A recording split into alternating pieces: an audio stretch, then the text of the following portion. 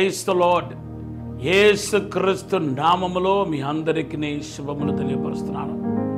Morning మన్నా అనే ఈ కార్యక్రమానికి మిమ్మల్ని అందరినీ ప్రేమతో ఆహ్వానిస్తున్నాను. ఈరోజు దేవుని నుండి ఒక మంచి మాటతో మీ ముందు నిలబడి ఉన్నాను. మీరు దీర్ఘకాలంగా ఈనాటి వరకు ఏ శోధన అయితే ఎదుర్కొంటున్నారో, ఏ బాధలైతే ఎదుర్కొంటున్నారో, ఏ శాపమైతే ఎదుర్కొంటున్నారో, ఏ కష్టాలైతే ఎదుర్కొంటున్నారో, ఏ రకాల ఆర్థిక ఇబ్బందులతో సతమతమైపోతున్నారో, రకరకాల సమస్యలతో నిందలు, నేరాలు, అవమానాలు ఎదుర్కొంటున్నారో, మీకు సంపూర్ణమైన విడుదల ప్రభు మీకు ఇవ్వబోతున్నాడు.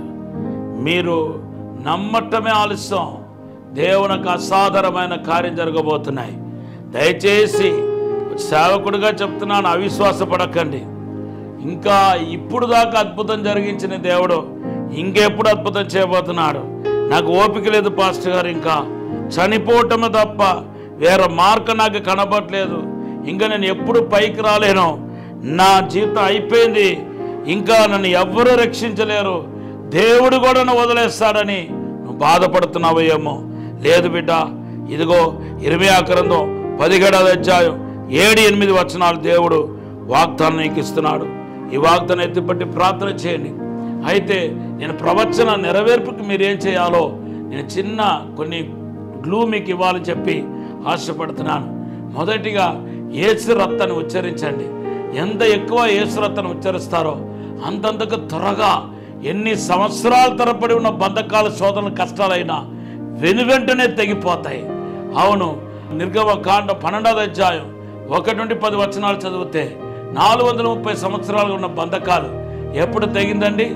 అక్కడ గొర్రెపిల్ల యేసు రక్తానికి సాదృశ్యంగా ఉన్న గొర్రెపిల్ల రక్తము ఇంటి యొక్క ముఖద్వారంలో చల్లించబడినప్పుడు విడుదల వచ్చింది.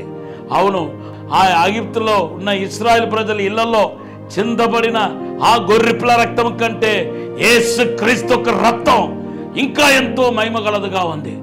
మీరు ఎంత ఎక్కువ యేసు రక్తాన్ని ఉచ్చరిస్తారో అంత ఎక్కువ విడుదలను, ఆశీర్వాదాన్ని, అద్భుతాన్ని మీరు చూడబోతున్నారు. ఆయన ఆశీర్వాదం ప్రవహించబోతుందని పరిశుద్ధాత్మ దేవుడు చెప్తున్నాడు. మీరు సిద్ధపడండి, దేవుని మహిమను చూచే దినాలు దగ్గర వచ్చేస్తుందని పరిశుద్ధాత్మ దేవుడు చెప్తున్నాడు. హల్లెలూయా.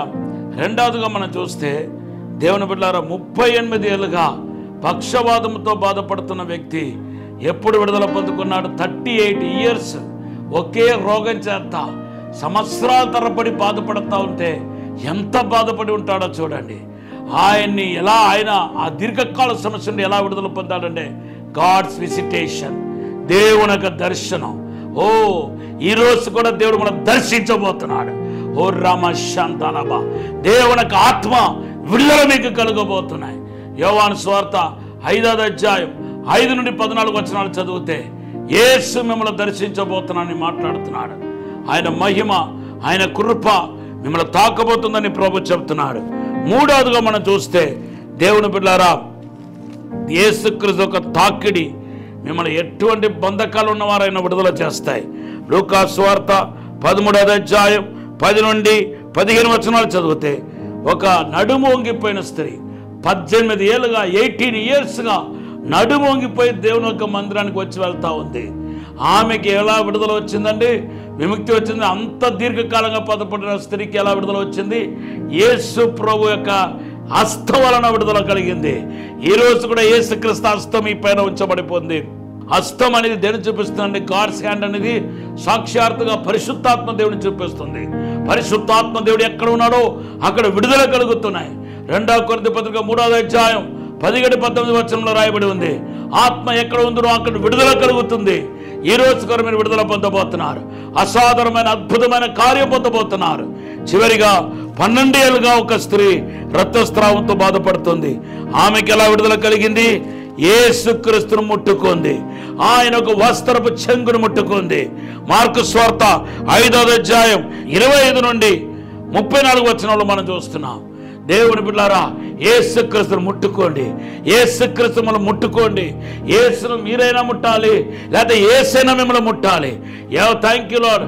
ఆ తాకిడి అనేది జరిగితే ఖచ్చితంగా ఎటువంటి బంధకాలైనా, ఎన్ని సంవత్సరాల తరబడి, రోజుల తరబడి ఉన్న బంధకాలైనా తుచ్చినిలా అయిపోతాయి, కాలిపోతాయి.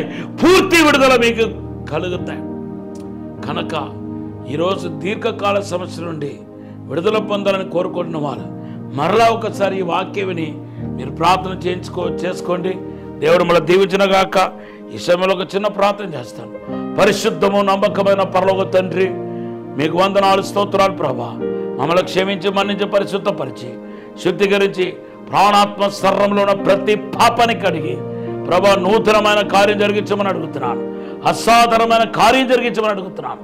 దీర్ఘకాల సమస్యల చేత సతమతమైపోతున్న వారు విడుదల చేయండి ప్రభా. యేసు నామములో విడుదల చేయండి ప్రభా. ఇప్పుడే తాక్కుమని యేసు నామములో అడిగి వేడుకుంటున్నాం తండ్రి. ఆమేన్. Have a blessed day. ఈరోజు దేవుడు మీకు ఇచ్చిన వాగ్దానం యోహాను 14:14